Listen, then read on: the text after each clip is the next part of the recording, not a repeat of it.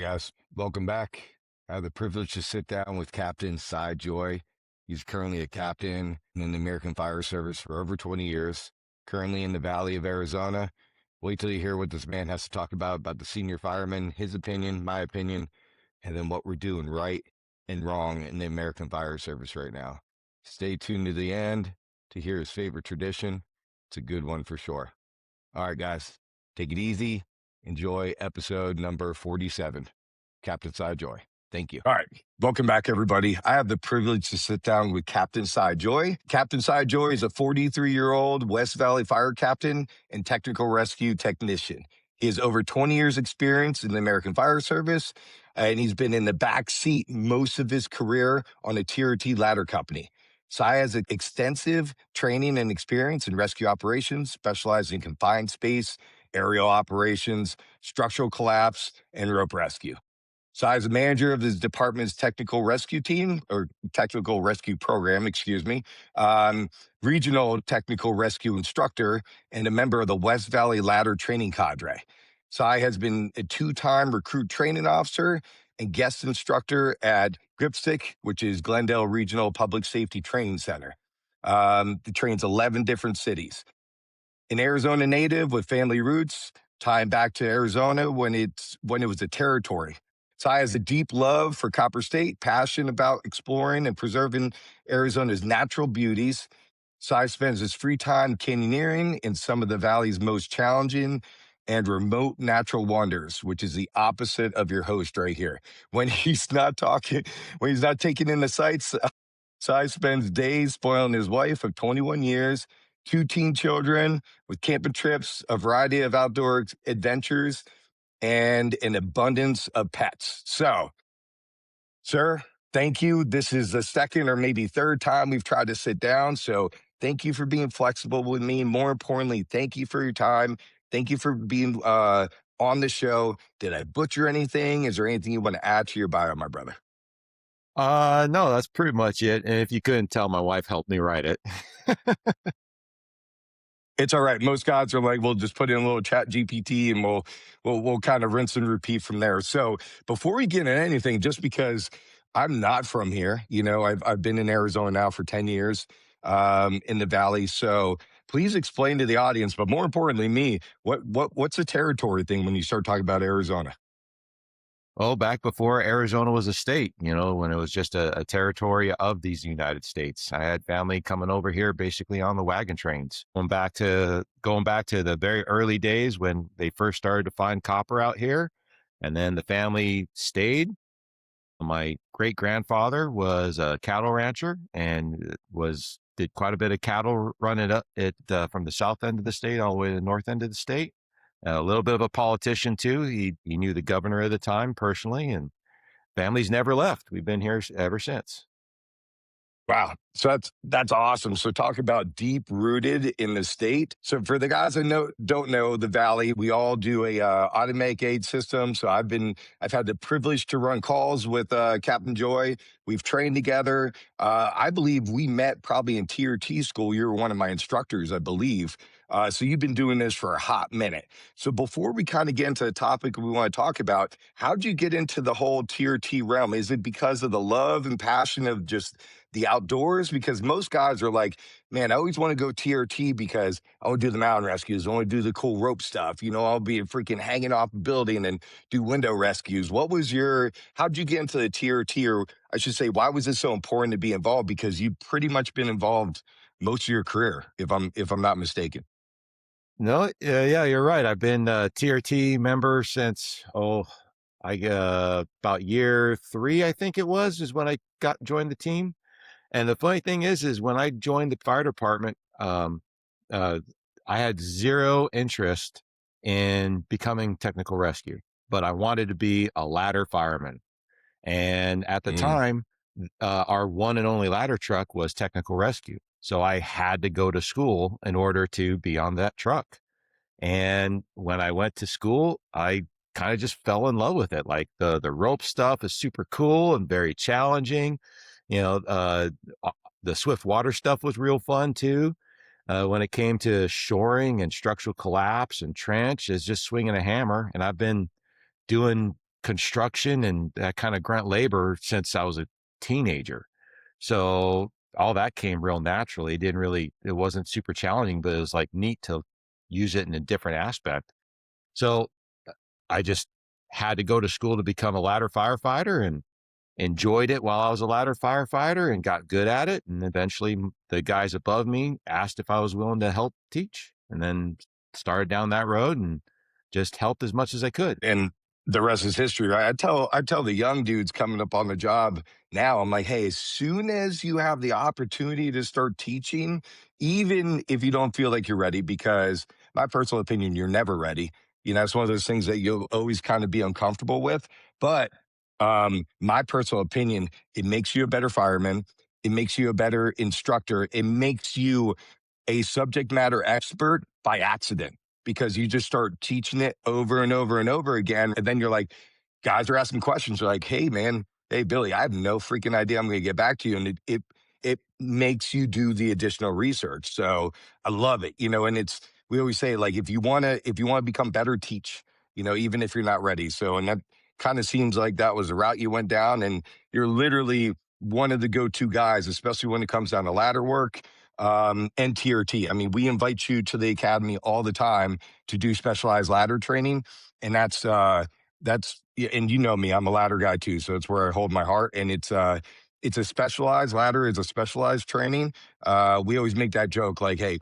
All of us, every single firefighter, every single fireman can drag hose, but not every single fireman can be a ladder guy. And I take great pride in that. So, kind of get on topic now. So we know a little bit of your back history. We had talked offline before, and I'm like, hey, man, like a couple topics you kind of want to talk about. And the glaring topic, which I absolutely love, is the senior fireman. And I'll give my little rant on it. And then I really just want you to go gangbusters. But we have, again, Steve Orsini's personal opinion, we have lost that senior fireman in our region. I believe because of how young we are as a department. So now we have guys that are quote unquote senior firemen within a couple years, which isn't always a bad thing, but that salty dog, that 30-year backstep fireman, that 30-year engineer, you know, take the suppression officer out of it. That's not common anymore. Yeah. So for you, what is so important about that senior fireman position? And then what do you, uh, I guess, like, is there anything that you're trying to do currently right now to try to bring that senior fireman back to the American Fire Service, especially in our region, brother? Well, you're right. We have kind of lost that senior fireman in the our region, and I think part of it is because of the explosive growth we've had in the past. Like when the cities are building houses left and right, and the city borders are expanding, you have to service those areas. Well, the only way to service those areas is build stations. Well, you build stations, you have to promote, and the guys that step up to promote are usually your solid dudes, right? Your solid dudes from the back seat. So they promote to the engineer and the captain spots. And like you said, somebody has to fill that role of the senior guy. And when you have a guy with 6 months and another guy with 3 years, well, the guy with 3 years by default is the senior dude, right?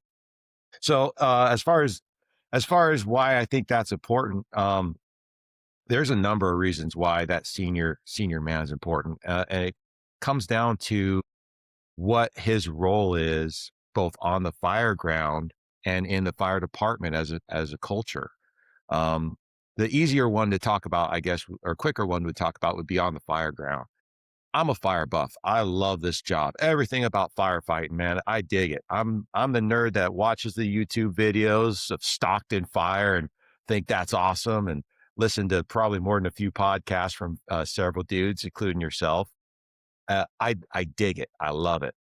Um, so one of the things I've heard multiple times from speakers, renowned speakers and in books, and we've all heard it regionally, is one of the most important people in the fire department is the captain, right? Because he's the one that kind of leads the crews, keep guys safe, and all that. Um, well, actually, let me take a step back there. That's going more into the culture side of things. So on the fire ground, there's the saying of as the first line goes, so goes the fire. So that first line, it gets put in the right spot. The company officer reads the smoke, makes a tactical decision, and says, "Go there." Well, the line doesn't jump off the truck and run to the fire by itself. The guy that brings it there is that senior fireman. And the importance of that person for the fire ground is if they aren't experienced or if they don't get enough reps in training, then they can pull a line real quick out in the middle of a parking lot. But being able to walk towards a fire, read the smoke, understand, hey, if I pop this door, what am I expecting to see on the other side? And to be quick and efficient about it, like the senior fireman, the, the, the captain might be the most important person in the fire department, but the most important person on the fire ground is the senior fireman. Right. It's funny because it's and I know exactly what you're saying because I've heard it my entire career. And I've heard a little bit, and it's just different words. I've heard the most influential person is that captain, lieutenant, whatever you have in your system, that right front seat, that suppression officer, for exactly what you said. But I wholeheartedly agree that senior fireman, that role is the most important role, especially, again, personal opinion, in the house because if you come from a more steeped tradition, let's say East Coast, Midwest, something like that, it is my experience where if there's an issue, it is brought to the senior fireman. And he pretty much handles 98% of the garbage. That 2% is either it's over his head because it's something egregious, somebody showed up drunk, or it's there, someone got a DUI and there's paperwork involved and it has to be the officer that kind of takes over from there. But I love the old school officers where they're like, hey, man, if Billy is my senior fireman, I'm empowering him. Hey, dude, the guys are your guys, right? If you don't feel comfortable or they're not listening and this is your second or third attempt to correct whatever behavior that is, then you come to me. And then in the same breath, I'm telling those brand new guys coming in saying, hey, Billy's your guy. If you have any questions, everything else, and that's not the captain being lazy. That's a captain establishing and empowering his guys to take that leadership role. And it's one of those things where I love the old school feeling where it is, hey man, if it comes to my desk, there's a serious problem. All the other stuff should be able to handle by that senior fireman. I had somebody on the podcast, Stephanie White, just a couple episodes ago, and she harps and she's been on the Weekly Scrap and a couple other the Big Dog episodes, and she talks about it over and over again. Her favorite station was because of her officer, and he pretty much was like, "Hey, listen, senior fireman, that's a deal. I don't care if you guys go on the back apron and duke it out. You come back, everything's squashed, we're good. If it comes to me, now we have an issue." So, I mean, I'm not sure if you kind of feel the same way, but please expand on that side if you don't mind. 100%. The captain, the company officer's role, the lieutenant, that's the first layer of administration, right? Because his job is to keep guys safe. His job is to keep guys in line. If he can, something goes wrong out in the field on a medical call or disgruntled patient or whatever. Like their job is to not just take care of the guys, but like I said, first layer of administration, they got to take care of the department too, and watch out for what's the greater good and make sure the department doesn't get in trouble. That senior guy, that senior firefighter, that backstep guy, and sometimes that senior guy in the house is the engineer too. That's where our traditions live. That's where the traditions are kept, is with that person, because they're the ones that are able to handle it in house. They're the ones that are able to take the young guy aside and show him the tricks and teach the next generation of firefighter what the traditions are for our station. Because it's different, not just from department to department, East Coast to West Coast, even in your department, it's different from station to station, a little bit even from shift to shift. The stuff we do at my house is different than the stuff they do at the house on south, south end of our city. As far as like traditions and how you treat the young guy and, how often we train and what's important for our training. It's That captain's the first layer of administration, but that senior guy, they're the fireman. No, so let me ask you a question. So the department I work for, so that's the only one I can really speak on.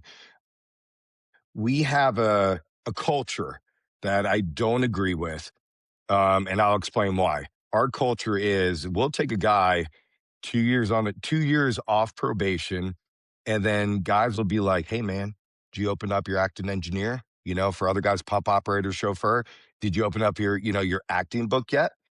And if they do that, right, and they're like, "Hey, did you open your acting captain book?" It's we have in my department, we have a culture of, "Hey, man, if you're not trying to promote, you're basically dying." And I disagree with that 100% because I love guys that are like, "Hey, man, even if they're like, I don't want to be a backstep dude my entire career, but I want to make sure that I am so dialed that when the new guys come in, or even a dude with maybe a little bit less time, or let's say a little less experience and even more time, say a slower station that he spent most of his career on, or maybe came from a slower department or a smaller department, and then comes down, you guys, just like us, we run a ton of freaking calls, everything under the sun. We both have ghettos in our city. We do a ton of medicals. We do a ton of fires, everything along those lines. So do you guys in your department right now have that similar culture or no? And how do you, if you don't, how do you feel about kind of what I was saying?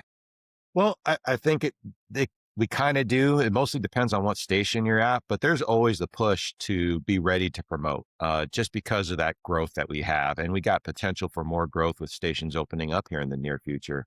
So we always want good guys in those engineer and company officers positions, and you got to recruit those good guys out of the back step because that's where we all start, right? So I think that's just the nature of the beast, something you have to do. But to go along with what you're saying, you're talking about years on the job. There's something that we can't confuse, and it gets confused. There's a difference between years of experience and years of existence. Just because you've been on the job for 5 years doesn't mean you know what you're doing. Like, so it comes down to those guys in the back step, like loving the job. Like, if for them to be good firefighters, like the good salty dogs that we're talking about, they got to be at some of the busier houses. And even when they're at the busier houses, they got to care to train and care to get good at it. So I think we push some of our training towards that promotion because we need those good guys to promote. But it's okay if you find that dude that just wants to be in the back step, give him the reps, make him good at his job, and let him flourish back there. Like myself, I didn't take the promotional test until pretty late in my career because I loved being that senior fireman.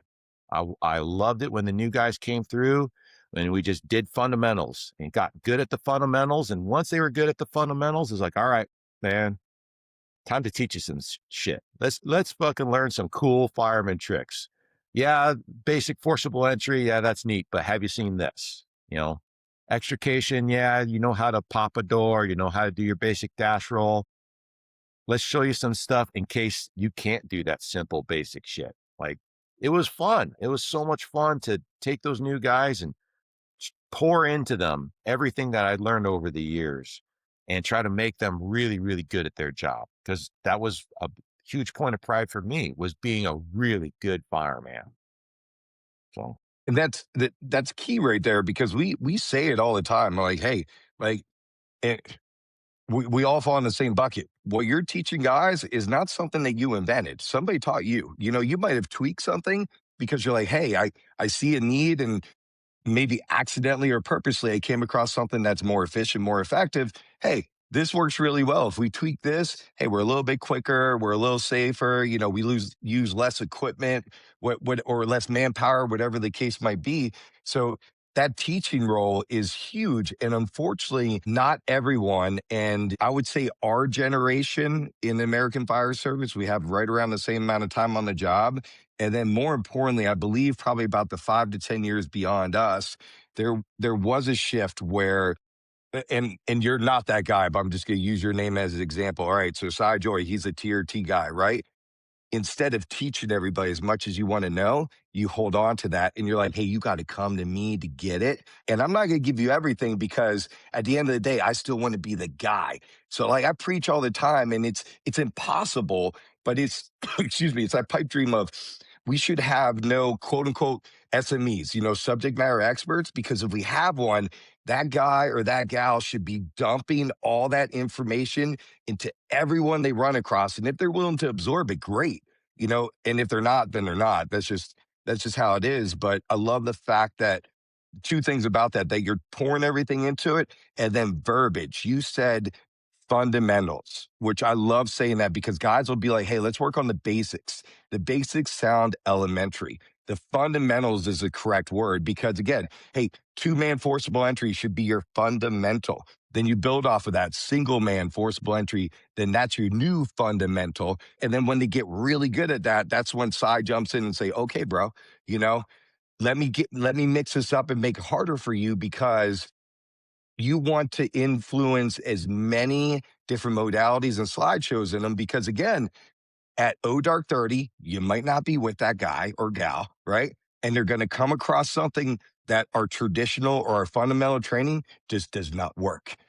So we have to be able to pivot. And the only way to pivot is have guys like you saying, hey, man, let me show you a slightly different way in case this doesn't work, or in case this bends the opposite direction you want to, in case you bind the hinges. I mean, we could insert whatever into that. Yeah.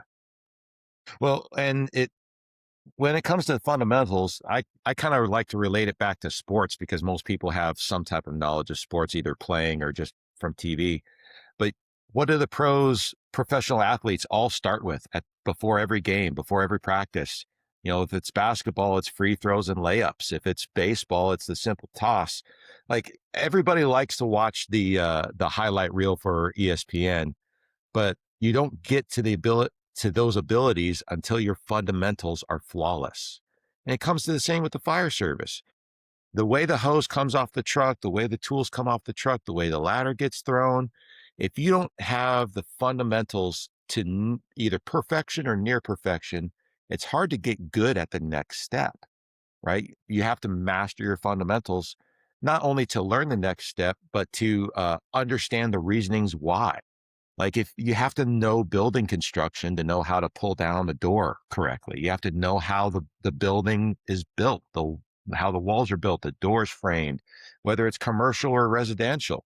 You have to know how a car is put together to a certain degree to know where the weak points are. And that just goes back to knowing the fundamentals, having that knowledge of what you're trying to defeat. If you know how it's put together, you know how to take it apart. Um, One other thing that you mentioned, the SMEs, I had a pretty amazing experience at the fire academy as an RTO. And I used to think the same as you do, like there shouldn't be any SMEs. Like every bit of knowledge I have is rented. I got it from someone else. I'm supposed to give it to someone else, and that person's supposed to give it to the next guy.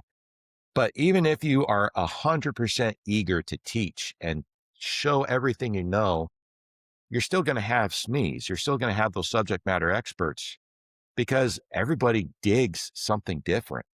And with the fire service the way it is, man, we have far too many skills that we are required to know and be able to operate to be an expert at all of them. Like it's not possible. There's not enough years in my lifetime, let alone years in my career to be a perfectionist or perfect at everything or to even be a master of everything. To point, back to my point with the RTO. So I went down to the academy thinking, hey, I've been a fireman for 15 years, 16 years. I've been a captain for a couple of years. Like I know some shit. I'm going to go down there and I'm going to teach these kids and they're going to come out of the academy better than they've ever come. And I was able to teach them the stuff I knew. But when I got down there and I was around other guys that found other parts of our job interesting, I realized how little I knew about some other aspects. Specifically, case in point, Jason Neese from Avondale, dude, he was a wealth of information when it came to pulling attack lines and hose line management.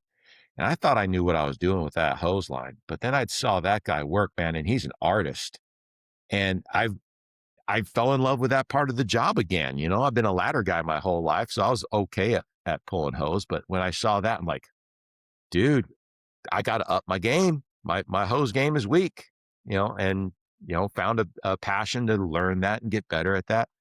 So it doesn't matter what we do as far as pouring out knowledge. There's always going to be that guy that knows those tricks better than everybody else.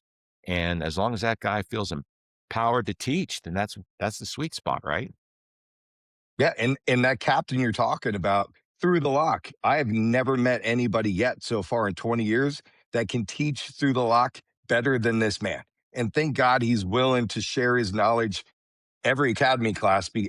And I always get stuck typically on doing because that'll be a forcible entry day, working on doors and things like that. But I'll purposely try to break away, get some, hey man, can you cover my station? Because I want to absorb more information from him. And again, it's like you come into I agree with you, come in going, man, I got a really good base knowledge, and you start talking to the other RTOs, and you're like, holy crap, I never thought of that, or I've never seen that before, or man, this dude's running circles around me.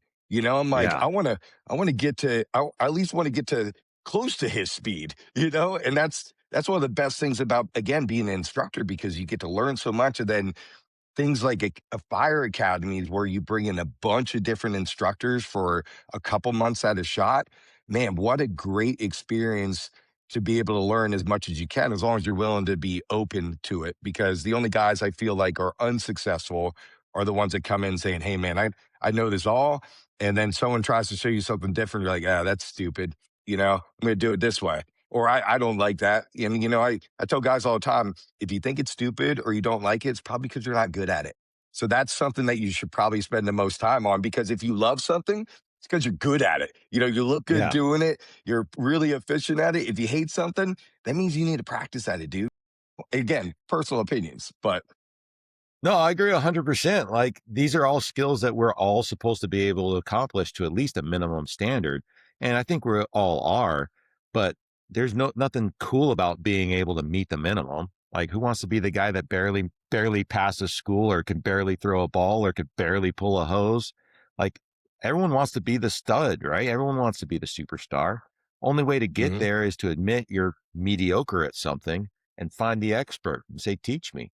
I tell guys at the academy all the time, all the guys that were recruits down there, I says, you thought I taught you a lot, but I'm telling you right now, I learned way more than I taught at the academy when I teach TRT for the regional stuff and the 200 school.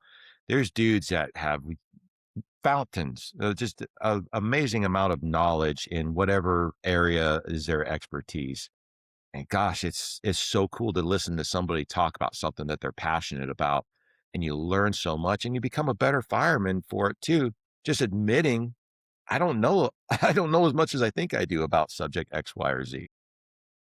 Yeah, and I'll tell you what, every training class outside of one in the last 20 years, the most mundane classes that we've hosted, the fools, whatever the case might be, going, dude, I like to refer back to this one. We did a whole class on radios, and I'm going Mhm. in there going, ugh, all right, this is like, I hate to say this, it's probably gonna be a waste of the next 2 hours of my life. And I left that going, I don't know shit about these fucking radios that I carry every moment of every day at work, and I felt embarrassed. And then I openly admit that to guys. I'm like, hey, listen, and I'll tell them something like, how you know that? I'm like, I didn't know that shit either till like 6 months ago. Someone taught me, and I thought I knew everything about these freaking things that we carry all over. The only time I had one bad experience that I honestly didn't take anything away from is because of the instructor, unfortunately. And the instructor was very um, ego driven and boisterous. And the knowledge base that he was trying to teach was extremely elementary. And but that is literally a 0.5% of classes I've taken. So it's just I encourage guys when you're going to conferences or when your department maybe has a training event going on, even if you feel like that, because I've done it a million times and I have to argue with myself sometimes. Like, don't be an asshole. You're going to learn something. Like, take them because I guarantee if you come away with one new thing, it's a success. And then you get to teach Yeah. that and it might save your freaking life one day. I mean, so especially when you start talking about radios and learning all the things that they don't like, which is pretty much every single situation that we run into that's an ideal H, you're like, holy crap. All right. So at least I know weak links when it comes down to our gear, and then how to not necessarily defeat those weak links, but to maximize the capabilities to hopefully not cause a failure. But like you were saying, it's just you can learn anything. I tell guys all the time, I learned something from guys with it recruits 0 days on the job, or that other RTO with 30 plus years on the job. Learn something from everybody, even if we're just learning how to teach someone with a different outlook or a different attitude that we've never come across. I mean, that's a win, because if we spend hours teaching and they don't absorb the information, we just wasted our time, wasted their time. So we didn't Yeah. accomplish anything at all. Well, and you said something that I think is real important. It comes down to who your instructor is and what their goals are. Like the ego-driven instructor, his goal was to make everybody think that he was amazing and awesome. His goal wasn't to pass on the knowledge, right? His goal wasn't to make everyone better. And that's kind of where, that importance of the senior guy is, having that guy that's been in the back seat or is below the rank of company officer for a lot of years. Because generally speaking, they can teach without that ego. They're not looking for anything out of it other than just having a good partner in the back seat with them, on the back step with them. And you take that ego out of it, and that's where you teach the next generation, the guys coming up, like, this is how it's supposed to be, where we share our knowledge, share our experiences, and make everybody better. And there should be no egos. There's no egos on the fire ground, or there shouldn't be any egos on the training ground. That we're there to make mistakes and get better, to find out where our flaws are and eliminate them. That way, when game time comes, when the actual fire comes, we don't have those weak links in our chain anymore. We don't have those dings in our armor. We polished them out, and we're ready to fight the beast. Dude, I love it.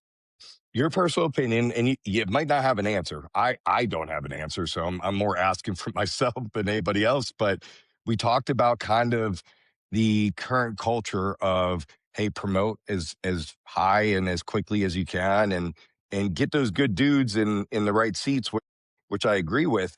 But how do we fix that, the lack of the senior firemen outside of, I understand, stations and manpower and everything else as we expand, that's a necessary evil.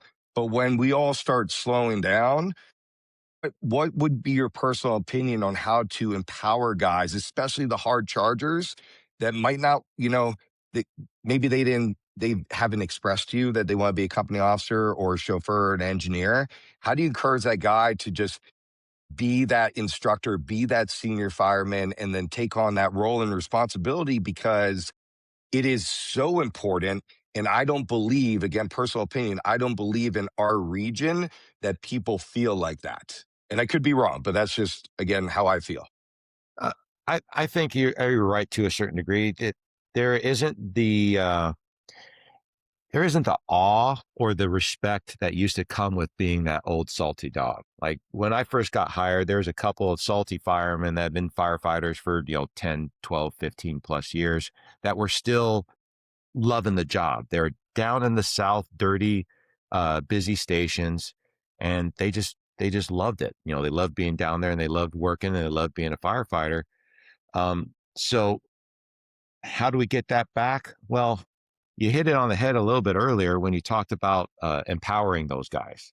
So the guys that are just excellent at whatever skill, whether it's managing the 2.5, or if the guy has the most flawless plug possible. First of all, acknowledge that. Let him know, like, dude, you are awesome at this. I need you. I need you to come and teach these other guys. I need you to make these other guys better at their job. Show what you know, and help make everybody better. And when you empower guys like that, you empower your firefighters, and you let them know that they don't need to be a company officer in order to have an effect on the fire service. You don't need to be a company officer to make guys better at their skills.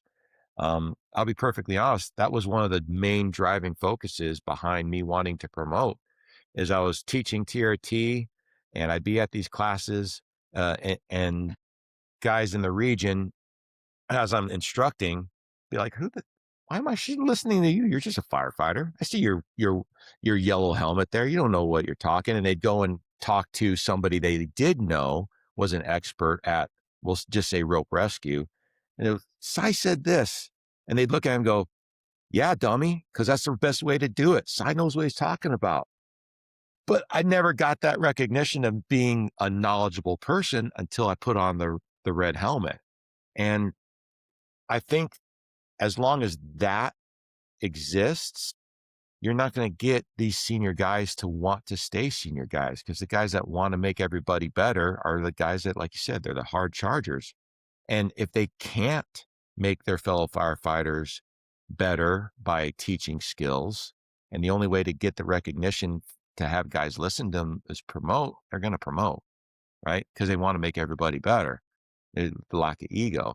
So you got to you got to put these guys in the front of the stage and start off the class with, hey, this is firefighter John Smith. He's going to show you forcible entry, or he's going to show you the way he pulls the 1 3/4 up the stairwell.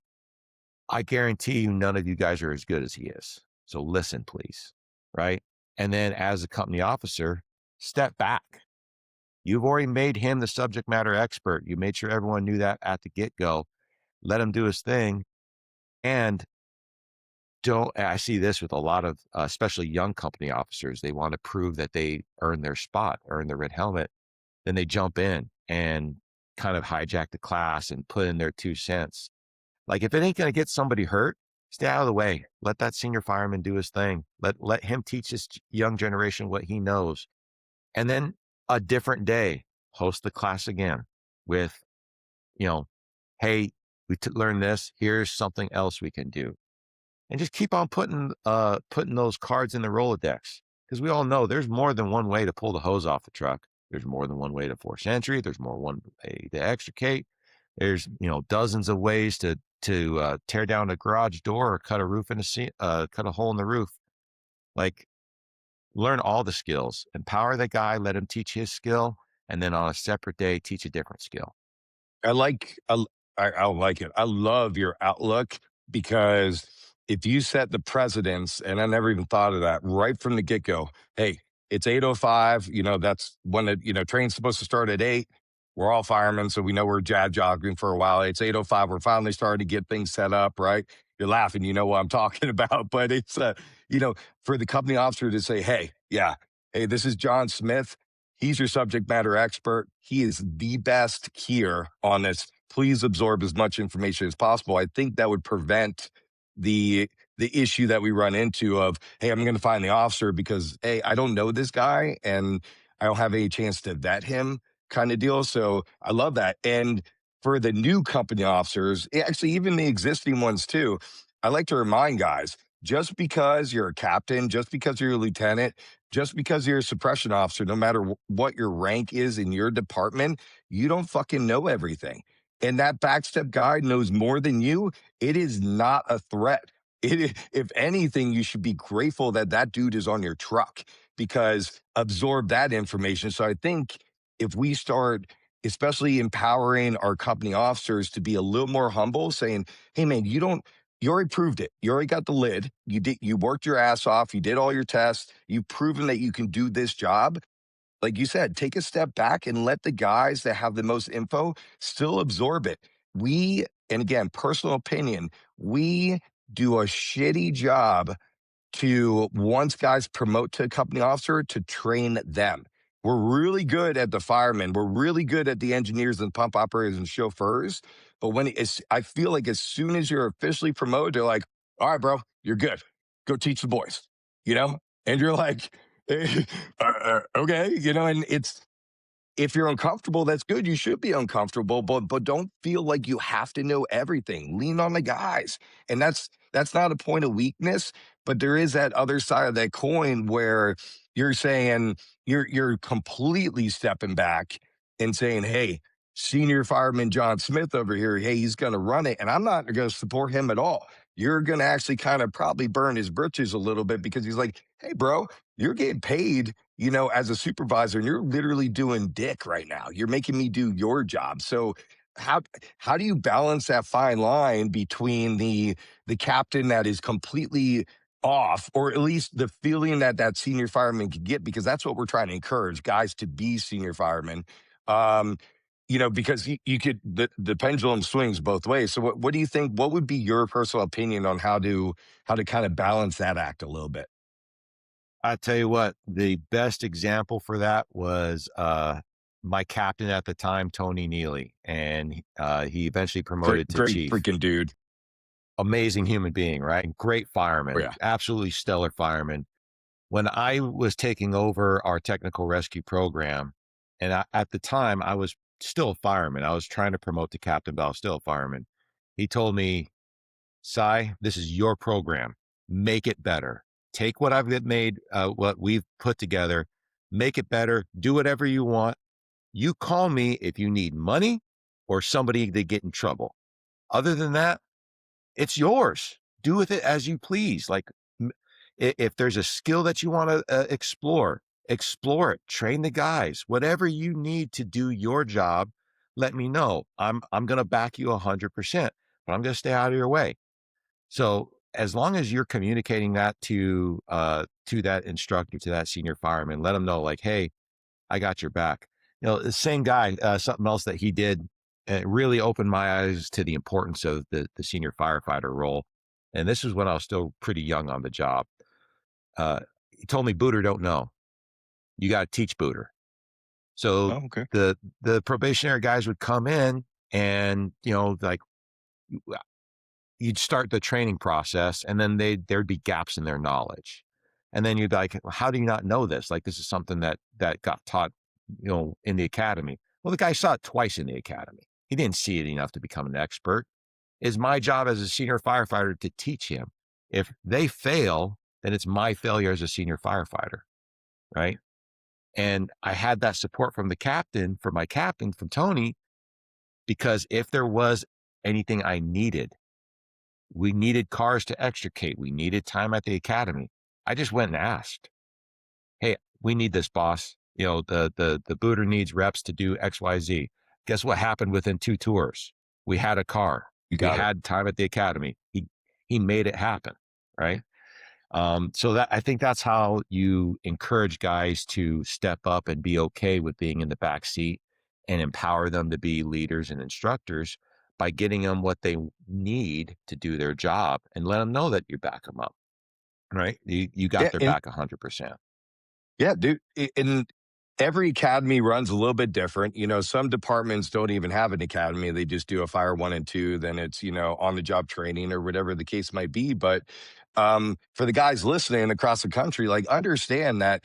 And this is my personal opinion. The training academy you have in our region is one of the top academies in the country. That is my personal opinion because we expose guys to more stuff, especially lately, because we keep increasing the knowledge base of these kids coming in on what they come out the door with. But still, there's never enough time. So it's like that senior fireman needs to teach them. And like there's an old school saying, hey, we've taught you enough to get yourself in trouble. Or it's like you need that senior fireman to be like, okay, thank you. You know how to start a saw. Thank you. You know a cut sequence or whatever, but you've never been on a real roof. You've never been on a tile roof, whatever the case might be. Let me show you the best way to approach. And we could insert to any fireground tactic on there. But like guys need to understand because we hear it all the time, like, oh, what do they teach them at the academy? There's not enough time. We could have them for a year and there's still not enough time. The guys in the field need to understand that is their job to get them up to speed as an active crew member. So when we start talking about the senior fireman role, and I'm curious on how you think about this, um, my personal belief would be, and again, I understand why we don't do it. It's a money thing, it's this is how it is. But I wholeheartedly believe, I wish we could get to a point where when a recruit graduates the academy and they're on probation for a year, they should not count as a crew member. So your normal crew staffing should be, and we are lucky enough in our area, we run 4 on everything. Spec ops units, some of them run 5. Our heavy rescue in our city runs 5, but everything else is 4. They should be the fifth man because what do we typically do? They graduate the academy. Hey, kid, you're on the knob. That's the first dude going in the door. Yeah. And he does not have enough experience yet to be able to read that thermal layer, to understand what he's entering, to read that smoke. If we had that senior fireman at the knob, literally with the kid right behind him, and he's explaining as he's working. This is how I'm hitting. This is how I'm mortar mapping. Hey, bro, you see this thermal layer or you see this chugging out? This is a full exhaust. Hey, we're going to freaking either change that environment or we're going to enter from a different area. Those guys don't know that stuff, but we put them because of our culture in a hairy situation. And we're lucky enough that we're really good at pivoting where, knock on freaking wood, 99.9% of the time, nothing happens, which is a good thing, but it's only a matter of time because again, they don't have that knowledge base. And you take another department in another part of the country that doesn't even have an academy, and they literally have just fire one and two, or maybe fire one, and they kind of get their fire two on the job. It's just a recipe for disaster. Again, personal opinion. How do you feel about the staffing levels with probies, rookies, whatever you guys call them in your system coming out, not being a crew member? I hate saying not being a crew member, but I believe you understand what I'm trying to say. Well, no, I agree 100%. Like ideally, best case scenario, like, wave a magic wand type of thing. The probationary guys, the extra guy on every truck, right? For those reasons that you stated. And to paint the picture of why this is important, and everyone that's listening to this will remember their first couple fires. They'll remember how quickly it happened. It felt like everything was coming at you at hyperspeed. It's not until you've had, a half dozen, a dozen, a few years on the job that all of a sudden you start noticing things. The blinders start to come back and they start to peel away.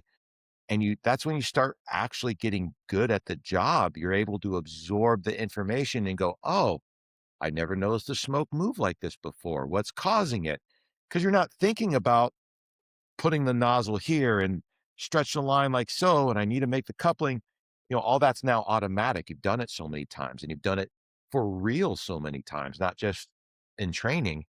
And you're able to pay attention to what's going on around you. And that's where that first layer of instruction like comes from is if you can e- relay your experiences as a backstep firefighter to the next generation and go, hey, if you see this, this is what's happening. They might not notice it the first time or the second time, but you've put the seed in their head and maybe they'll notice it the third time and they'll go, oh, that's what Cy was talking about. I know what's going on around the corner. I can't see it. I can't see the fire. It's around the corner, but I know what's going on because Cy's seen it, a dozen times. And he says, when X is happening, look for Y right at the front door. This, A plus B equals C. So that's where that senior role comes in is, and again, not to bag on the guys that promote quickly, because like you said, we need good guys to promote. We need those guys to step up and be leaders, official leaders in the fire department. But if guys are concentrating on their promotion, they're not necessarily concentrating on perfecting their skills and being really, really good with some of that hands-on stuff in the back seat. And gosh dang it, I can I can be the best tactician in the world. I could be the most solid leader in the world. I could be the best captain there ever was. But unless I have a solid firefighter that knows what he's doing, that handline isn't going to get where it needs to go. I can't I can't relay information over the radio and yell and pull the line myself and operate the knob all at the same time. I need that guy to be good at his job so that way I can step back and be the tactician. That senior firefighter, it the fire lives or dies. It goes out based on how well they're able to do their job. Has less to do with the captain and my tactics than it does their ability to fucking break doors and stretch line and kick ass. Like that's You're where right. that's where yeah, that's where the bread gets made is on their shoulders. Yeah, and it's crazy because like you talk about you're reminding me of a story. So like back east, I got hired in '06 in the Baltimore region, and it was my first good job. And I had already had a couple jobs, but they were all single line fires. We're first in, I pull a line. My first fire, completely clusterfuck. I was the worst person on scene. 1,000%. I tell the kids, I'm like, give them examples. I'm like, hey man, the good thing about like screwing up really bad is you can just kind of build off of that one. But my first fire was horrendous.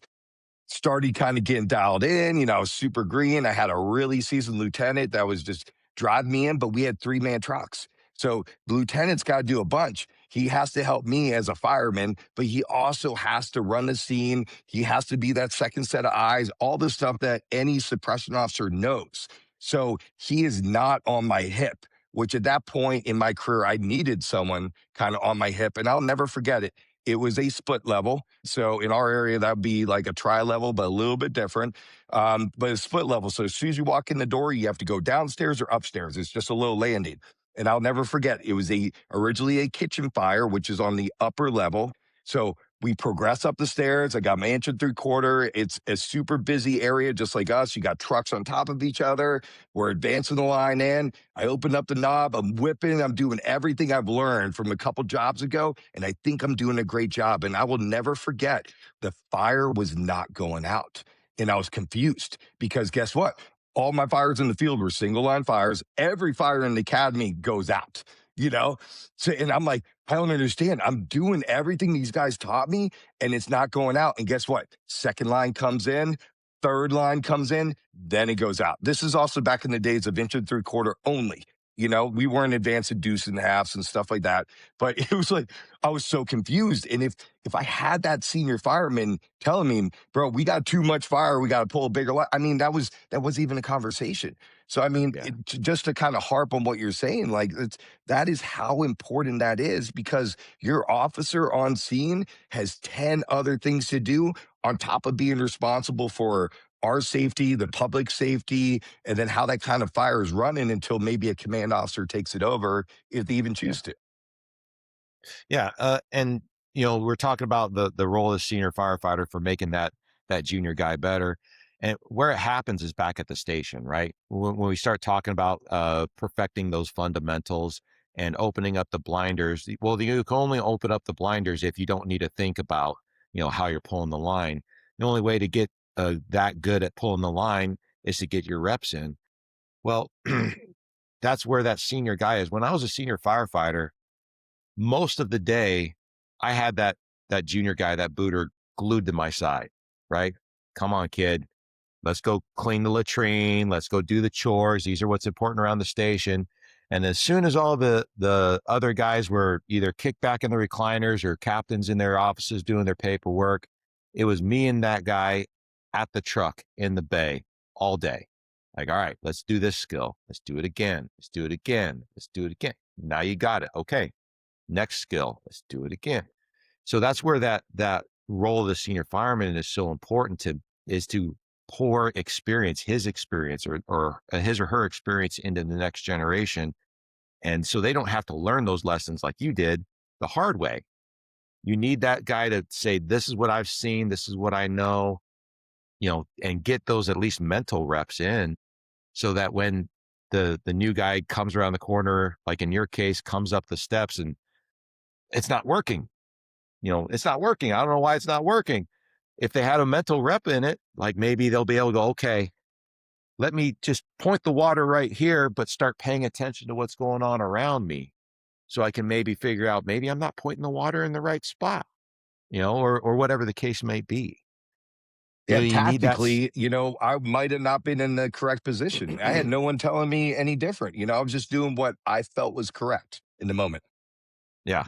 And the only way to get away from doing those absolute bare basics and out on the call and not be able to look around is you got to get the reps. And it's that senior firefighter, man. That senior firefighter takes you out and makes you perfect at the fundamentals so you can be a thinking firefighter.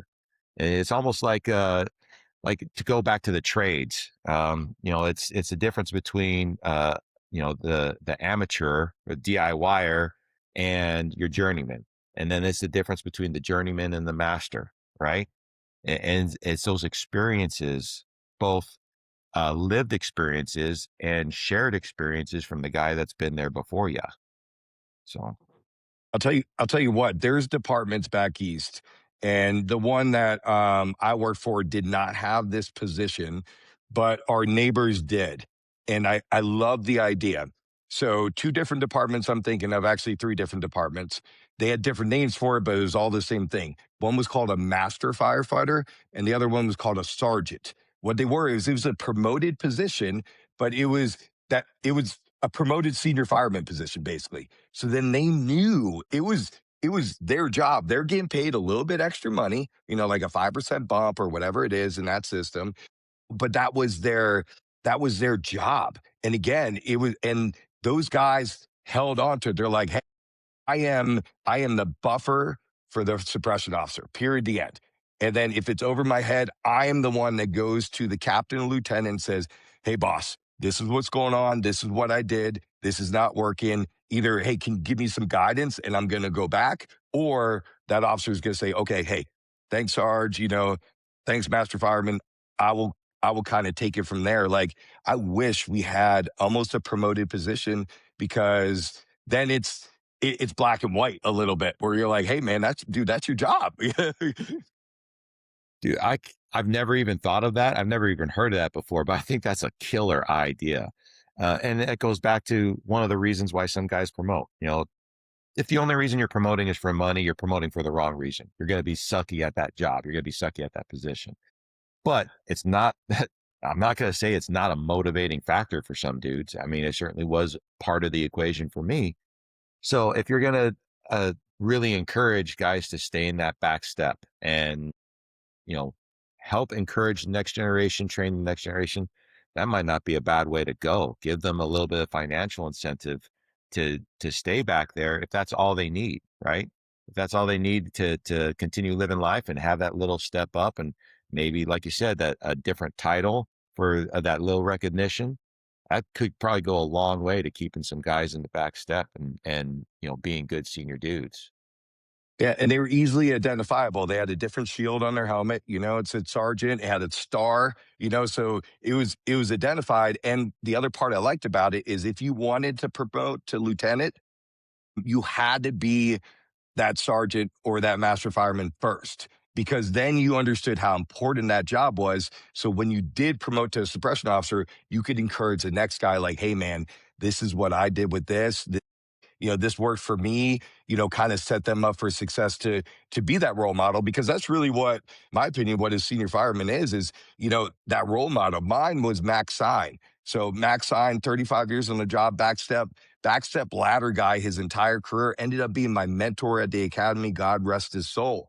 You know, and it's just taken too soon from us. But that guys like that, you're like, that's the dude I want to be like, you know? And we need those guys, because if not, I hate hearing, man, I got to promote because I don't want to work for Cy Joy. I don't want to work for Steve Orsini. That's the worst thing. I understand why guys do that, but again, it's just a shitty part of our. It's a reality, I should say. It's a reality of our Yeah. job. No matter what, you're going to Yeah. have shitty suppression officers, shitty BCs, shitty, you know, shitty firemen, everything across the sun. But I just think it holds a little bit more weight.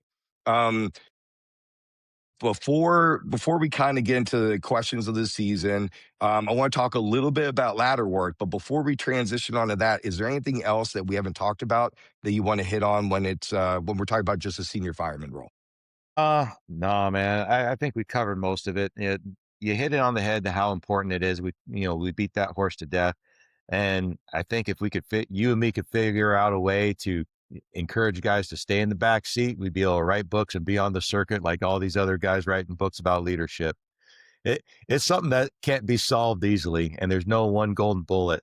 You know, you just got to find those guys that love the job, love doing the hands-on skills, love being a firefighter, and encourage the hell out of them and support the hell out of them. And maybe you get lucky and you get to get one of those dudes in your back seat that you get to be the company officer of, and they make your life easy. So you got to encourage those guys and let them know that they're doing good work. I love it. And dude, you hit the nail on the head, because it's multifaceted. for us to look good as suppression officers, it's our crew. It's not us. You know, if our crew performs, they make us look good. But more importantly, and you hinted in the very beginning when we first started talking about the team aspect and everything along those lines, trying to instill in guys that, hey, if we suck, right? They're not going to say Firefighter Smith sucks. They're going to say Engine One sucks ass. City of whatever sucks ass, right? They're not going to pinpoint, but the same when it comes down to when we do a good job. Hey, Engine One's freaking dialed. City or whatever, man, those guys are freaking hard chargers. It's not about us, it's about the team. So when, like, I wish we could dial in our recruitment to really focus on those D1 athletes, high school athletes, prior military, the guys that understand that team aspect. Like I had Mickey Farrell on from New York City, and he says it better than everybody else. Why New York City is so good at what they do is because they're disciplined in their assignments. They don't talk. They have predetermined running assignments, but the roof man goes to the roof on every single fire. It doesn't matter if it's a pot, it's food on the stove. He goes up on the roof because he knows if shit goes sideways and they need a hole, he's in position. The chief knows he's in position. His officer knows he's in, right. And that's why it's successful. And when he's done and he did not cut, because the guy on the knob either did a really quick knock or it was a nothing fire, he's not mad because he's going, hey man, I was in position. I played my part. We team fire won that day, you know, and I wish more guys would look at it like, hey, we won as a team today. You know, we made a grab, we stopped the fire, we saved the property, whatever it was, you know, made a rescue on TRT, we stopped a nasty hazmat spill. We won as a team, not because of you, not because of me, right? Because the collective group. But, you know, that's Yeah, just kind of the outlook on it. I agree 100%. And to that point, two things that was told once to me in the academy by my RTO. He said, there's a reason why the font on the back of your shirt is 60 points and the font on the front of your shirt is 11. This is the one that's important. This is the one that everyone remembers. No one's going to remember this at the end of the day, but everyone's going to remember the Exactly. way your city made them feel. And this is actually a great segue into the ladder stuff that you're talking about, the team aspect. You know, we talk a lot in the fire service in general about the hand lines and getting inside and putting the fire out and all that. You know what the ladder's main job is? Is to support that. Like we got a lot of things that we got to do on the fire ground. We have a huge task list. Like if you look at the SOPs, you know, engine company functions back in the day, they've updated the SOPs, but back when I first learned them, there were five. Right? Engine's got to do five things. Ladder had to do 14 on every fire. But if you looked at what those were, all those were supporting the mission of the five things the engine company was supposed to do. You know, that was so the team aspect. If you want to talk about being a good team player and putting the team first and putting the outcome above your ego and above your reputation and above your desire, man, we're talking ladder work all day long. That's what we're there for. Yeah, brother.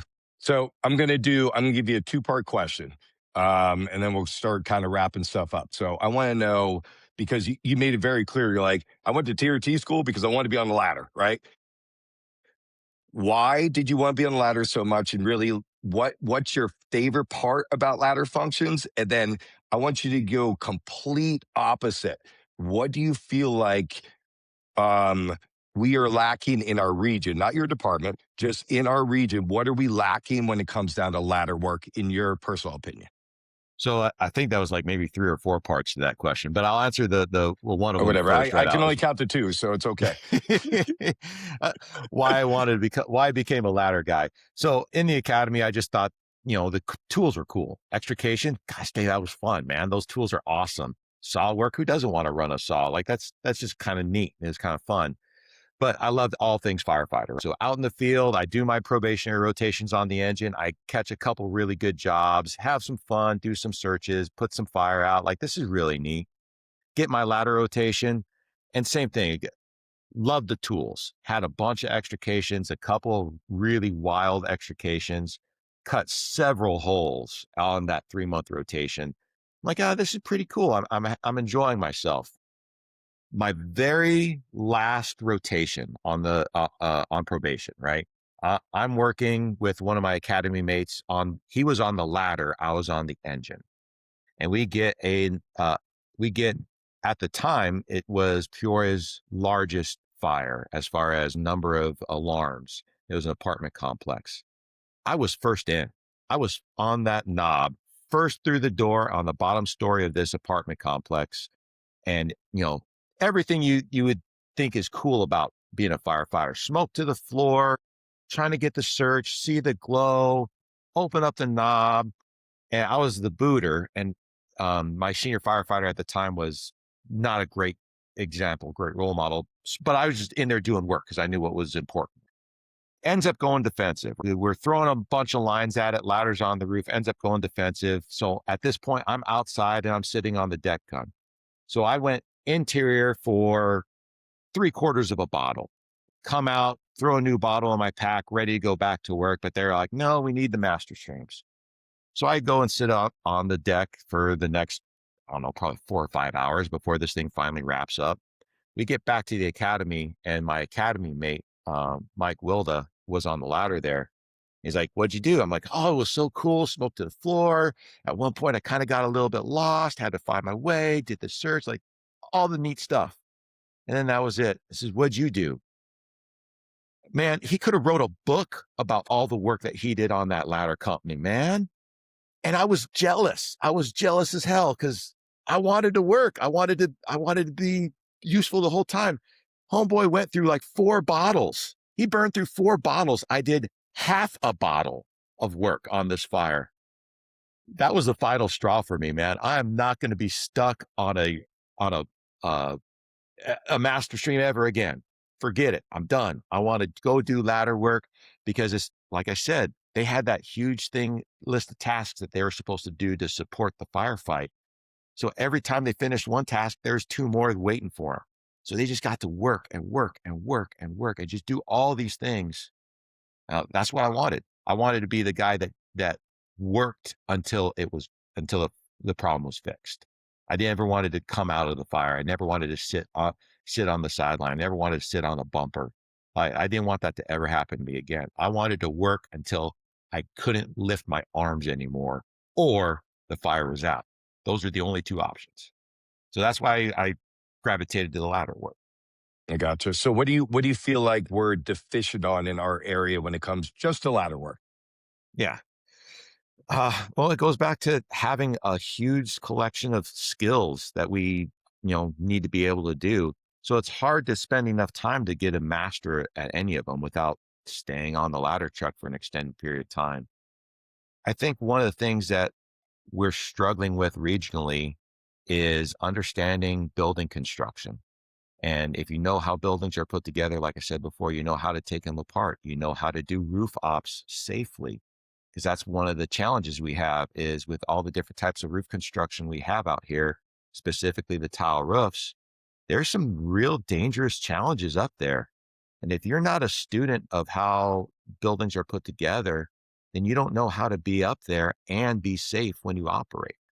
And so because you don't have the reps, you don't have the knowledge, you didn't swing a hammer because you went to college instead, which I'm not bagging on. We need smart people too, not just knuckle draggers like me in the field. You, you, your BCs lose confidence in your ability to go up there, get the hole, and get down safely. And if they don't have confidence that you can do the job safely and get the boys home, they're not going to put you in a dangerous spot. They'd be negligent of them.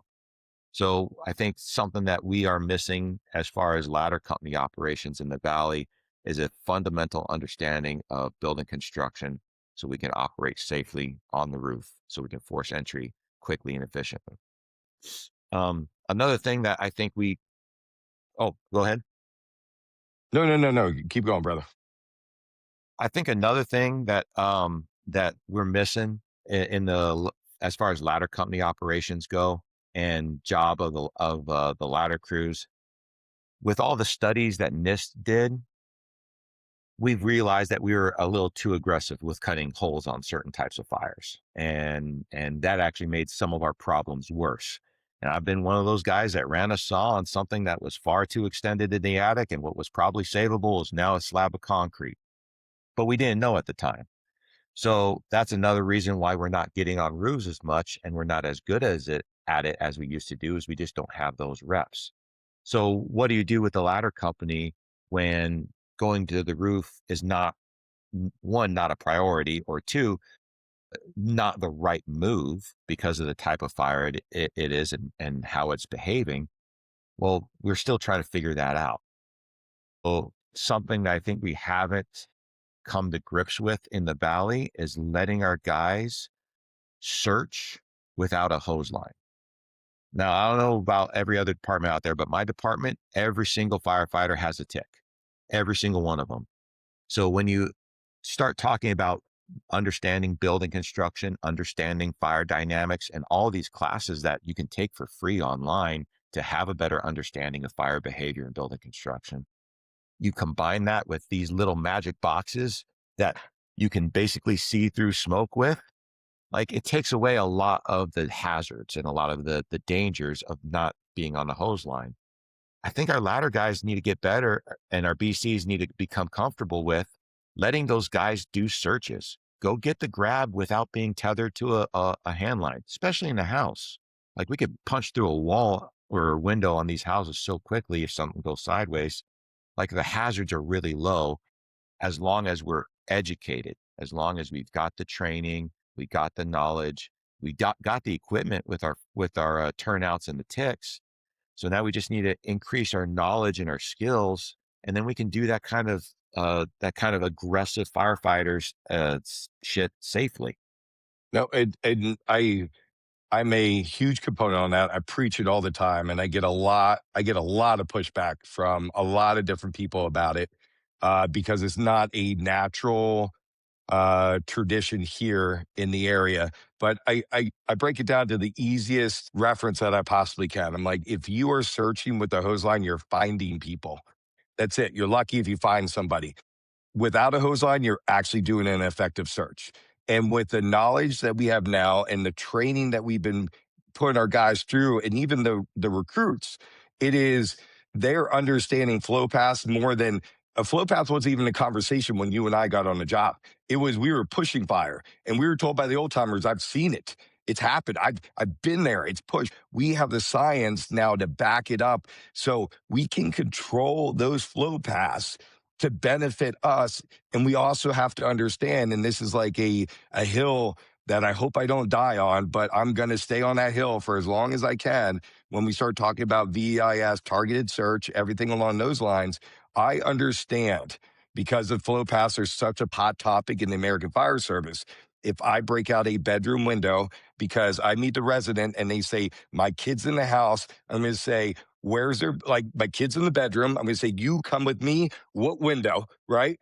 And then Yeah. my crew is going to break out that window. And then immediately when I say they're like, well, you're creating a flow path, I said, yes. Yes, I am. I am negatively affecting the building and the conditions of that fire for a period of time. But my goal is I enter that window and I isolate that door the very first thing I do. Right now, I bring that building back to exactly what it was prior to me breaking that window. So, like you're saying, everything is an equal and opposite reaction on the fire ground. I understand it's going to be a negative for a very short period of time because I'm educated and trained enough to be able to negate that. And exactly what you're saying. Now we can, as long as you're a forward thinking fireman and you're smart and you understand, there's pretty much nothing you can't do or without being justified because it makes sense. It's faster, it's more efficient. And in today, our fires today compared to even when we got on the job are different. You know, the Yeah. fuel loads are a whole lot more violent than they've ever been. They're only going to increase with stored energy that we're putting inside people's houses, you know, things along those lines, tool batteries everywhere, RC cars. I mean, you name it. Everything's run off batteries now. Our fires are becoming more violent than they ever have been. And unfortunately, again, personal opinion, we have guys in position where they're still thinking of fires in the early 2000s or the late 90s. And it's just, it's different now. And we have to adapt. And if we don't adapt, shame on us. You know, but the problem is the people that Yeah. suffer are the public. you know? Yeah. So, And you hit it on the head. The fires are completely different, mostly because of the fuel loads and the challenges of today. But a couple things that never change is fire behavior, how fire grows, and how it operates inside a closed structure. And we now have these studies done by FSRI and the NIST studies that show you. Like, I took an online class by FSRI, and they showed the effects of window initiated searches, and they showed the temperature spike, and then they showed the temperature drop immediately after the inside door was closed. And they went from, oh, it's too hot to be in here, to not much hotter than having your window open in July in Arizona, like about the same temperature in, in 30 seconds. In 30 seconds. So if you have that knowledge that you can affect this room in a positive way just by being quick, well, now you can go in there and do that window initiated search safely and possibly make that grab. But you can't do that unless you take these classes, you study, you be a student of the game, and you practice your fundamentals where you can get that ladder to the window opened, through the window and to that door in a matter of 10, 15 seconds tops. Um, you can't do that, right? You have to be able to do that in order to do that operation safely. Eh, Going back to what you're saying regarding the fuel loads too, especially with the batteries, and I agree with you 100%. Shame on us for attacking these fires or using the same tactics of yesteryear. You know, these things are getting more aggressive, more violent. The fire's moving faster because of these fuel loads and these batteries. So the only thing that we can do is to be faster ourselves. And you're not going to be faster carrying that hose line. Like, water weighs what it weighs. We can't change that. Like, that's not going to change no matter what. But we can change how we operate on the fire ground in order to make that grab quickly and effectively and efficiently, and get in there, affect change, and then get the hell out with the victim. yeah. And I'll tell you what, I'll take 20 pounds called a PW cam with me all day, every day. And I feel very comfortable being able to hold back or protect my little safe area for as long as I can until I either have to bail or I complete my primary. So it's just, again, it's just a training thing. It's a culture thing. And I hope, I shouldn't say I hope, I see it changing. I wish it was happening faster, but I'm excited in 10, 15 years from now that these conversations are a norm, and then we're trying to tackle some other dinosaur in the American Fire Service who freaking knows. So, dude, I love you're a ladder guy. I'm a ladder guy. It's you've done so much for the American Fire Service between training recruits, incumbents, everything under the sun, teaching the 200 classes, going to the academy, all that stuff, right? So let's go back to day one. Like, we didn't even cover it. So the why. Why did Cy Joy become a fireman? So you've done a great job, and thank God you chose this profession. But I was referred back. Did you come out of your mother's womb like my boy Kevin Weiss with a Halligan, or Colin Ward with the high shoulder 24? Or is it something you found later in life like I did? This is almost another podcast worth of information, so I'll try to give you the abbreviated version. Honest answer, a little bit of both. My dad became a firefighter when I was a kid. And so I wouldn't say I necessarily like grew up in the firehouse, but I spent a lot of my youth in the firehouse. And, like all little boys, my dad was my idol. Right. And I got to go down to the firehouse. I got to see him work. I actually got to ride along as a young teenager before I could drive to a house fire he was on. And I saw all this stuff happen. I'm like, oh, dude, my dad's a fucking hero. He's better than Superman, man. Batman, all these superheroes, they got nothing on my pops. And I thought that was so awesome. But at the same time, I also didn't think I could do it. I didn't think I was good enough. I didn't think I was strong enough or smart enough. Like, I'm half the man my dad is. I can't do this. He's a legit hero. I'm just me. So fast forward to now, I'm out of high school and I'm into college, and I am lost. Like, I have no idea what I'm doing in my future. Like, I don't know what I want to do. I don't know what I want to be. Uh, see, I get a little choked up with this story. I was at a fire department function with my old man, and there's a lot of other firefighters there. And I'm looking around, and all these other firefighters had their sons and daughters in the fire service. The kids are running around in, turnouts, toy turnouts, playing fire hose. And at the time, like I said, I was really, really lost. Like I didn't know what I was going to do for a living.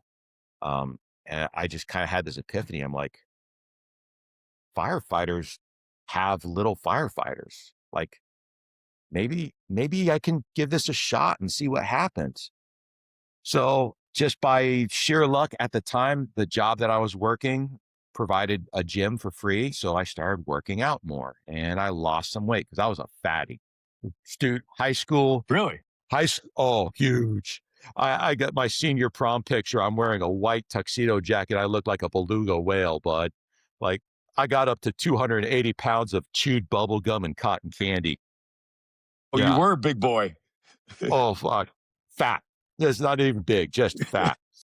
So, I give it a go. Like I'm losing weight and I'm getting more comfortable. And I'm getting stronger and I'm getting fit and I'm hanging out with my dad again at the firehouse. This time as a late teenager, just visiting him because I love my pops.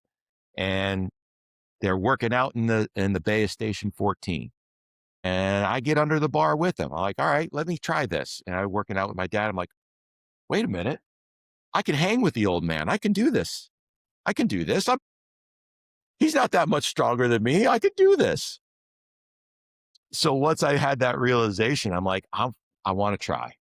Oh, asked dad for help. He hooked me up with the right dudes, started riding along, joined a couple volunteer organizations, the Phoenix Cadets, Hispanic Bomberos were super accommodating. Got a lot of help from them and just started really dig it. I'm like, I love this. I love riding along at the station, not with my pops anymore, but with other people. So you don't have that shield of having your dad keep you protected in the firehouse anymore, right? Yeah. So I'm at these other stations. I'm like, I love this. Well, it was a little bit of both. Like I grew up in the firehouse a little bit, but didn't think I could hang with the boys. Got bigger, got stronger, got older, and found out I could. And so I went with it and I loved it. It's fell in love with the job. Uh, Dude, I love that story. And you're right. Firemen come in all different shapes and sizes, and it's funny because like the small ones, I'm like, dude, you're the confined space guy. That's not me. Like it's just, but I mean, you're absolutely. Hey, we want to throw somebody up in the attic space. Hey, little Johnny, come here. Whew, toss them in there. But that I love it. So it's something that so your pops was a different department, right, than you currently work for. Yeah. Is that correct? Yeah. Yeah. Okay, good Phoenix deal. I'm Fire. just curious why. Okay, why did you not want to go to the same department? You know what? I tested exclusively at Phoenix for 2 years once I decided to make the jump and take the plunge and get after it. And then I was working down with the Hispanic Bomberos, and one of the guys pulled me aside.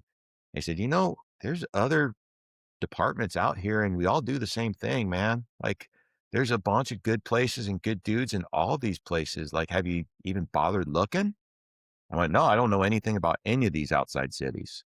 So I start doing my research and start looking at some outside cities, and I find a couple others that have similar culture to what the Phoenix had at the time, and they had growth potential, right? They weren't landlocked. They were building stations, and then they had opportunities. And one of them was the city I work for now. I did a couple ride-alongs, and when I was taking fire science classes at the local community colleges, again after I decided to do it, I'm like, these dudes that work for my city, these are really cool dudes, man. Like they're on top of it. They're bad motherfuckers. So I started testing other places, and just the type of character I have and the way I operate. The question came up in all my interviews, like, "Hey, we know your dad." Everyone in the valley knew my dad. He's a stellar human being, one of the most awesome firemen I think that probably ever walked in our valley. They would always ask, like, are you going to quit and go to Phoenix when they give you the chance? And I told you the same thing I told the guys in that interview is no, you give me a shot. I'm here. I'm here for life. That's just who I am. Like you're the ones that took a chance on hiring this kid. I'm not leaving. End of story. So I did. I Awesome. tested for Phoenix. I was a stupid kid. I didn't know what I was talking about, a little bit of a dipshit. And my fire department took their risk on this dipshit and turned him into a fireman, and been loving life ever since. There you go. And they made a great freaking decision for sure. But now we I know the got lucky. why. Yeah, and luck is through preparation, my brother. You know how that works. So we know the why, but let's get into traditions. So one of my favorite things, and we've hit on so many traditions the entire episode, but what's your favorite American Fire Service tradition? More importantly, why? It doesn't have to be from the Valley or your department, but really the most important question is why do you love this tradition so much in the American Fire Service?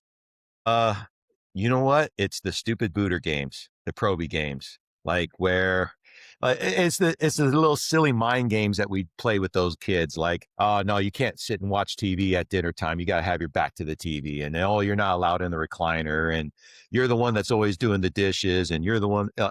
All this like around the station, giving them the hard tasks and fucking with them a little bit, teasing them with it. You know, every opportunity we get, like, how old are you? And shoot, I got underwear that's seen more fires than you have, kid, and stuff like that. You just mess with them, and in a small way, you make them feel a little bit apart. Like you're one of us, but you're not one of us yet. And the reason why that's my favorite tradition is when they hit the end of their probation, and now here comes the water. You know, we're going to get you with the hose. We're going to get you with the ice bucket. And then guess what? When you're all dried off, you're coming in this day room and you're sitting in this recliner with me. If I have to duct tape you to the chair because you've made it, you're one of us now. Right.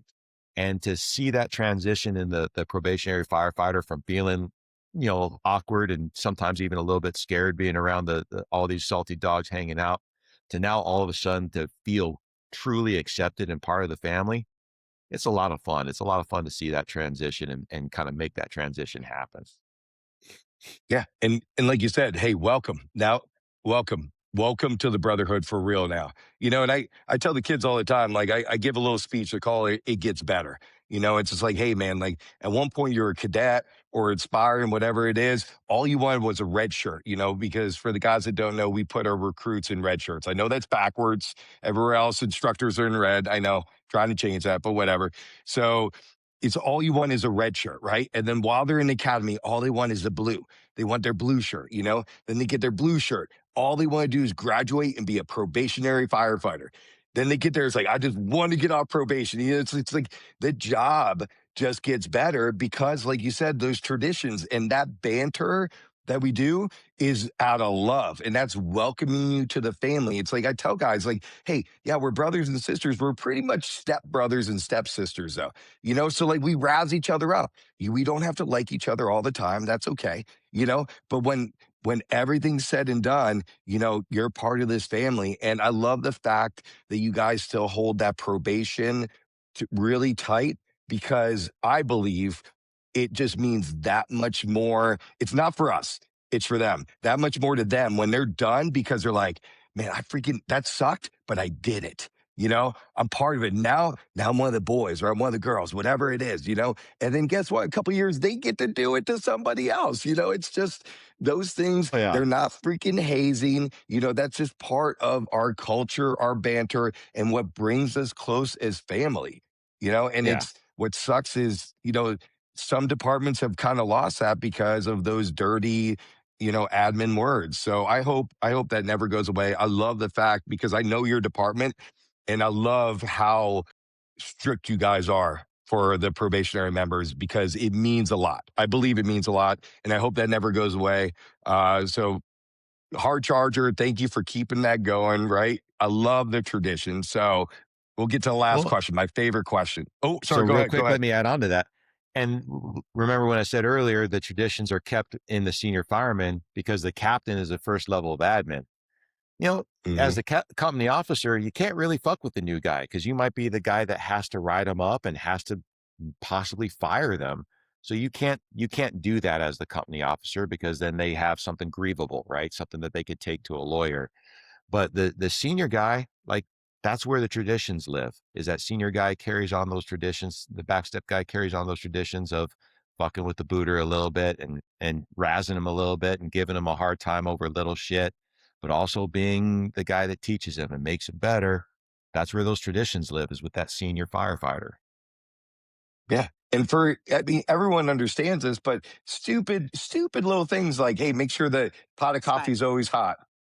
Make sure whatever it is, the dishes are always clean, the bathrooms are freaking spotless, everything else. Really, what it comes down to is attention to detail and following orders. That's that's what it breaks down to. Like that directly correlates to our job. They just don't realize it yet. They realize it shortly, but they don't realize it at the time. And I wish um, guys never forget that when they promote through the ranks, especially when they get to the administration level. Unfortunately, sometimes they do Yeah. lose that, but I wish those guys could remember, hey, go back, remember when you were the booter, or more importantly, when you were the senior fireman.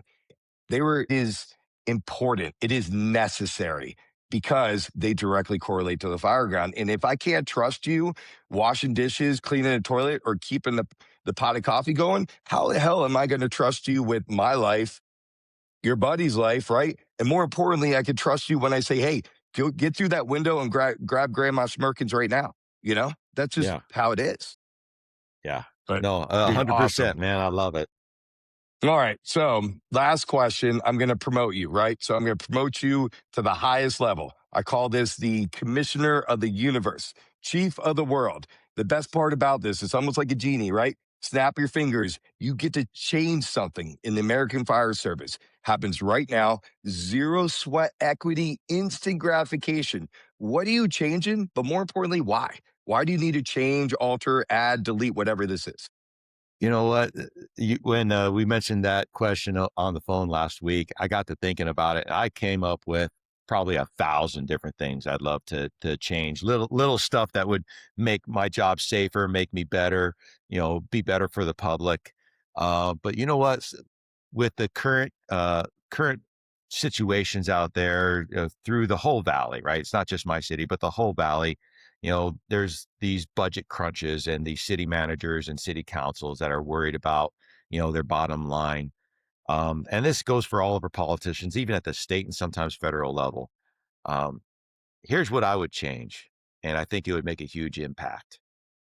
If your job, by definition, requires you to make decisions that affect the fire trucks running, you don't get to make that decision. You don't get to cast that vote. Or if you're in the office as a fire department admin, you don't get to make any changes unless you do your one shift a year. You come and ride with us for 24 hours. You see what we do.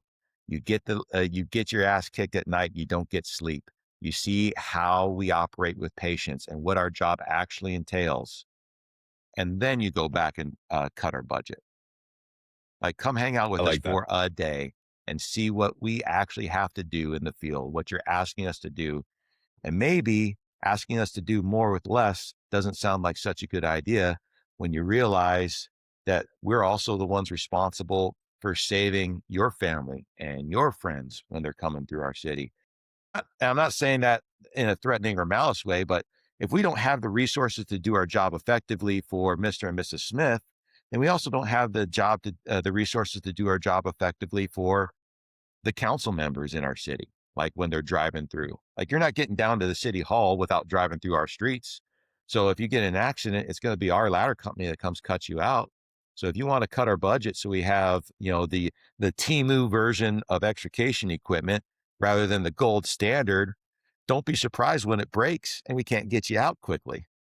Hmm. So Yeah, that's or what I even would worse, change. we got to call another city, right, to Yeah. help you out, or whatever the case might be. Yeah, it's Yeah. I've said it. Someone has actually said before, "Hey, fire department, police department, there is no budget, right?" And obviously, that's again, we're talking about a wish, but my harp is you should never balance your budget on the backs of your public servants. Period. The end. That means I'm talking us. I'm talking to cops. I'm talking to trash guys. I'm talking to water guys. Right. The infrastructure of your city.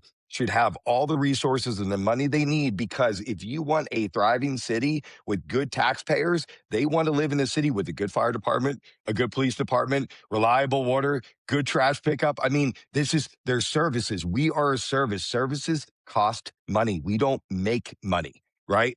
If you want to Yeah. make money off your taxpayers and your businesses, you have to support us. And again, these are just personal opinions, but dude, I love that answer. And I wish one day that we could get to a point where we're not so stricken on the budget being so tight that at right around this time of year, I mean, every department knows, right? It's right before the fiscal year. It's going, oh crap, boys, pull back here, cut this training. We can't pay the overtime. We can't get that, we have to buy the Timu spreaders and not the freaking her spreaders because you guys need them, but we're out of money, kind of deal. Yeah. So I love that Well, answer, Si. and along with that, going back to having to ride on the fire truck, it's not just the politicians and people that are control of our budget. It's, you kind of mentioned it earlier, our guys in the office, they're born and bred, they were out here, they were firefighters first, and they did the same things and faced similar challenges, because not the same challenges, because things are changing now as far as fire loads and call volumes. Call volumes especially are way up across the valley. Like if you're in the office as our admin, maybe you got to come out to the field every now and then. I know there's a couple chiefs that would gladly come out to the field rather than be in the office more than they have to be. But, you lose touch. You can't help it because your job's changed. Your job description changed and what you're responsible for doing has changed. You know, get those guys back out on the field. Come ride for 24, 48 hours. Remember what it was like. Remember what it was like to get your head kicked in with 5 after midnight, and then go back to the office and look at your spreadsheet and make some decisions on how many HR trainings we have to do, and what the priorities should be for training and equipment purchases and all that good stuff. So yeah, All right, come hang dude. Well, out, listen, come we've hang been out on the truck. Yeah, I love it. Yeah, dude, come hang out. And I like what you're saying. Not a lot, once a year. Once a year, do it. But the caveat is exactly what you said. You got to do a 24-hour shift minimum. You can't come there from 9 a.m. to 5 p.m. and say, all right, boys, yeah, it was good hanging out with you. No, no, no. That's not when the calls happen. We're talking our 6 after midnight. That's what you need to experience to be able to make those financial decisions for us. So dude, that's really Yes. good. Um, so before we kind of wrap up here, is there anything that you just want to leave the audience with before we sign off, my brother? Yeah, the only thing I'd say is that if you're in the back seat right now, enjoy it, man. Don't be in a rush to promote. Like we need good guys to promote, but the only way you're going to be good, like really good promoting, is to get those experiences in the back seat. See those fires, see those fire conditions on the knob, and be back there and just enjoy it. Enjoy being a firefighter, because once you promote, yeah, you're still on the fire call, but you're not a firefighter anymore. You got other shit you got to worry about. Like really enjoy being a firefighter if you're in the back seat. No matter what you do, it's either going to make you a better senior firefighter, or it's going to make you a better company officer or a better BC down the road. But just enjoy it, soak it up. Because once you promote, you might be in the front seat. You might still be on the fire ground, but you're not a firefighter anymore. You got other stuff to worry about. You don't get to do that kind of work anymore. Live it up, man. Enjoy your time in the back seat, because you're never going to get it back. And it is so much fun. Dude, I love it. If you guys have a chance to talk to one of your command staff chiefs that's still a fireman chief, and you guys know who those are, I bet you if you ask them that question, they're going to literally resonate exactly what Captain Joy said. Man, I'd go back to the back step fireman any day, all day, right? Because limited responsibility, the best freaking part of the job, because you get to do it all. It is a pinnacle. And it's funny because you start in the pinnacle, and as you promote, you get to do less cool shit. But Sai, dude, I appreciate your time so much. Thank you, my brother. Dude, stay the hard charger. I know you will. And I can't wait to see what you do in the future for the American Fire Service, dude. Well, Steve, thanks for having me on the show. I'm feel very honored to be counted among the guests that you've already had, and stellar individuals you've already had a chance to interview. And I'm happy to help any way I can. Reach out. I'm more than happy to talk anything firefighter related. anything rope rescue related, and always happy to hang out and train. So give me a call if you ever need anything. Awesome. All right, guys. Well, thanks for tuning in, staying with us. We'll see you guys in another 2 weeks. Have a good one.